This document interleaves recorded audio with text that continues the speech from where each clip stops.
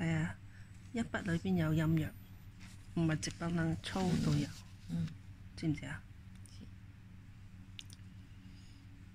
一個字裏邊有陰陽，一個筆畫裏邊都要有陰陽啦。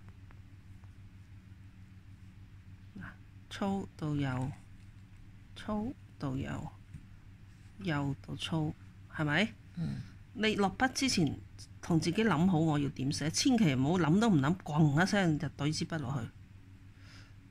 望住隔離嗰個，同佢平衡打開，咁啊靚啦。上邊就佔咗上邊，下邊就喺翻下邊寫。